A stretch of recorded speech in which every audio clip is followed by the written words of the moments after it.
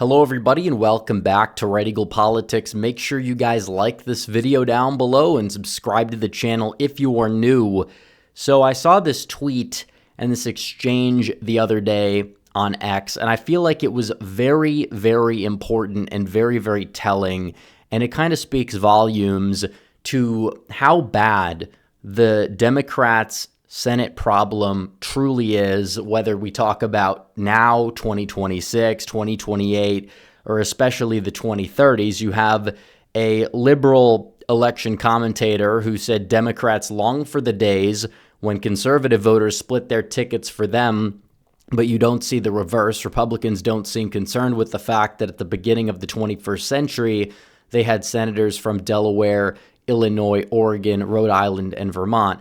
A lot of those were indeed rhinos, more so rhinos than the Democrats we saw in places like Montana and West Virginia, who lost their reelection bids in 24. In the case of West Virginia, retired because they were going to lose. Those were a lot more in lockstep with the Democrats in terms of their voting record than those Republicans, which many of whom were basically Lisa Murkowski clones, and she's a problem herself, but that's not the point.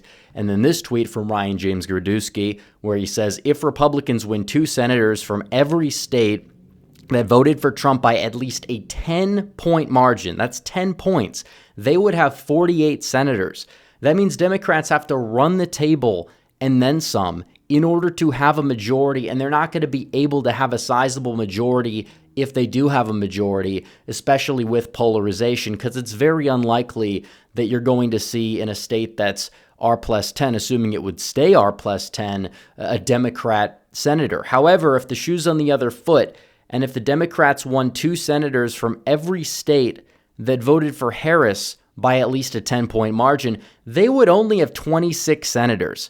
And the Republicans would have a ceiling of 74 senators, which would be absolutely astronomical. I'm not exactly going to say that that is super realistic to happen, but it does show you how bad it is for Democrats, where their ceiling would be 52, but the Republican ceiling would be somewhere in the 70s if you use the same benchmark for the ceiling. So ticket splitting does matter more for Democrats than Republicans. And also, we saw a poll from Pennsylvania that showed that in a state that is moving to the right consistently by registration data, in terms of Republicans picking up the statewide offices, you name it, John Fetterman's approval rating among Pennsylvania Democrats is underwater. 65% disapprove of him in the poll, and he possibly could be primaried, which probably means he's going to be facing a challenger who's very liberal, and you probably will have a strong Republican candidate in Stacey Garrity run for that Senate seat in 2028. And that possibly could flip that seat and possibly put the Republicans on track for a filibuster-proof majority by 2030. And in today's video, I wanted to look at the Senate map and analyze what the path is for Republicans to get to 60, because 60 is that magic number. It's the filibuster-proof majority. You could talk about lowering the filibuster, eliminating the filibuster. It would be plausible and possibly even smart for them to do so, given the fact that the Democrats probably are not going to have Senate control for a while, and Republicans are not going to be able to pass through much of their agenda if that threshold is going to stay at 60 until they get to 60 seats. But I still wanted to cover their pathway, which is a serious viable pathway to 60 seats. And honestly, I think it's more viable than the Democrats' ability to even take the Senate within the next decade or so, and we'll go over that. But really quickly, guys, have to tell you guys about our friends over at The Wellness Company. Ever wonder why your brain feels foggy even when you're eating clean and exercising? It might not be burnout, it could be parasites. Groundbreaking research from Dr. Alan McDonald revealed a direct link between chronic parasitic infections and neurological diseases like MS. Parasites can cause inflammation, nerve damage, and long-term cognitive decline. More reason to do a full-body cleanse at least once a year,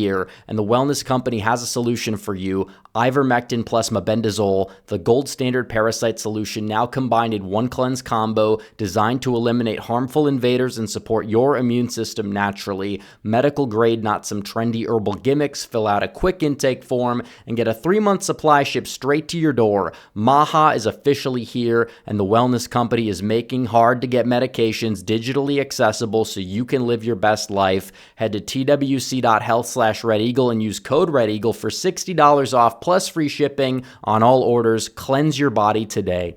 All right, guys, back to the video. So we're going to fill this out, and we could start off with the 2026 midterms. What is the pathway in 2026 for Republicans to be on track for 60 Senate seats? Well, I think that the first thing they need to do is hold Maine.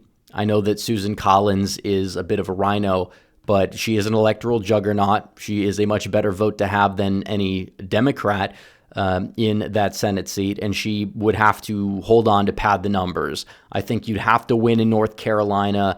That would be crucial, and I think Republicans very well can. And also in Georgia, that Senate seat there, we don't know who the Republican nominee is going to be.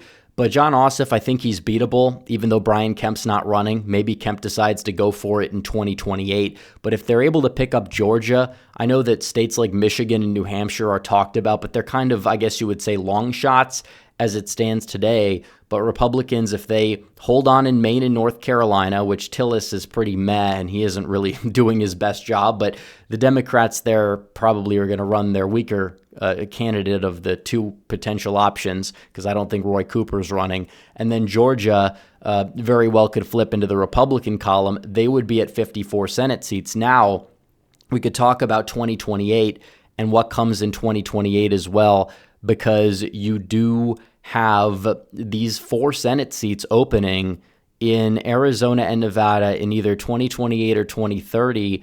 And these Senate seats here, they are in states that are veering to the right, in part because Republicans have been doing much better with Hispanic voters. And, Nevada registrations, you have conservative Californians moving in. We saw this in 2024. The dam broke, the Hoover Dam broke, you could even say. But if those 4 seats in 28 or 30, if Republicans take all 4 of them, their benchmark is at 58.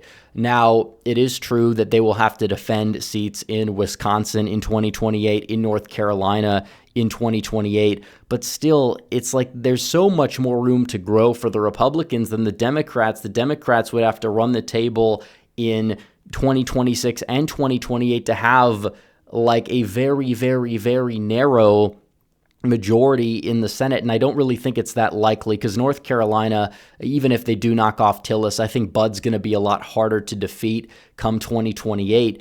So, 2028 Republicans, however, if John Fetterman does lose his primary, there's been rumors about him switching parties. I don't quite see it yet. I think it'd be a little bit of a grift if he did it, or to save his reelection bid, kind of like Arlen Specter back in 2010, even though he lost the Democrat primary to a Democrat who lost to Pat Toomey. Pennsylvania, if Republicans won Pennsylvania, then that would put them at 59. Now, there's plenty of other options for them to get to 60. If Kemp runs in 28, they could win with the state of Georgia. They'd get to 60. It's true that maybe they knock off Ron Johnson in Wisconsin in 2028, or he decides to retire, which I think is the most likely course of action.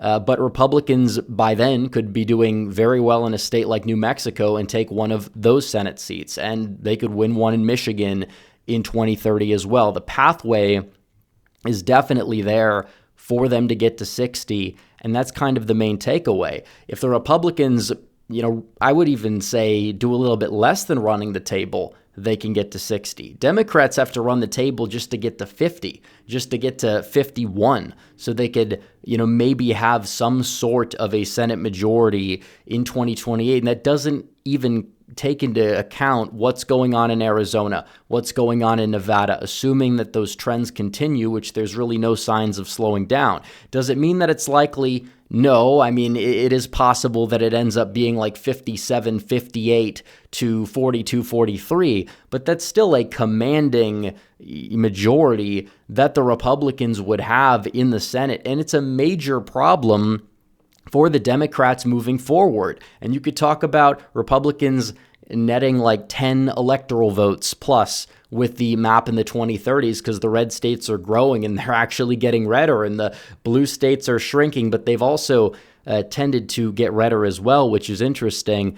But on top of that, you have the House map, because the House map plays into that, and a lot of blue states are going to be losing blue districts to red states, which will probably draw them as red districts. So I'm not saying Democrats can't hold the House in the 2030s, but it would take a massive wave. Even then, if they have a massive wave in 26, they're probably not going to have nearly as big of a majority as they had at the end of 2018. It's going to look more like 2022 in the inverse. And the Republicans' pathway is there for 60 seats. It really is. I mean, you would need to win those 4 seats in the Southwest. I think flipping Pennsylvania is doable. Even if Fetterman is the nominee, I don't think he's unbeatable. Win 1 seat in Georgia, or both of them if you don't win any of those in Michigan or Wisconsin in 2030. And they are going to have to hold a lot of these other competitive seats, but I think that that's more than doable given the fact that you have, North Carolina as the only state besides Wisconsin that's a swing state where you have a Republican senator in, and you have plenty of swing states in the Southwest that are moving right where there's a lot of room to grow. So the bottom line is that, yeah, Democrats in the Senate in the long run are completely screwed. Even if they have a majority, it would be a narrow majority, and it's just about as likely as the Republicans having a filibuster-proof commanding Senate majority. And it's true that the Electoral College popular vote bias has shrunk. Trump won the popular vote. Pennsylvania was the tipping point state. It was a little bit to the right of the popular vote, and a lot of that was because a lot of these big states got much redder. Trump did much better with the Hispanic voters, which are concentrated in states that usually aren't swing states, aside from those in Arizona and Nevada, which veered and zoomed to the right significantly. But that bias is kind of shrinking, and obviously you see less calls to abolish the Electoral College as a result. But the Democrats, they're going to try up next. They're going to say, no, the Senate's not Democratic. They want to abolish the Senate. Doesn't mean it's going to happen. They would not have the approval in order to do so by any constitutional means that would be viable, given how the amendment process works. So they'll try, but it's not exactly going to end up working out the way that they think. So 60-40, it's possible. The math is most certainly there, and that still gives the Democrats several seats in swing states, 3 seats out of the 14 seats currently in swing states, which obviously change. But even then, Republicans currently have 4, and they still only have 53 seats. So there's a lot of room to grow. We'll see what happens, guys. But anyways, make sure you guys like this video down below, comment down below, subscribe to the channel, hit the bell for notifications so you never miss another video. Follow me on social media. The links are all in the description down below. And I will see you guys in the next one. Red Eagle, out.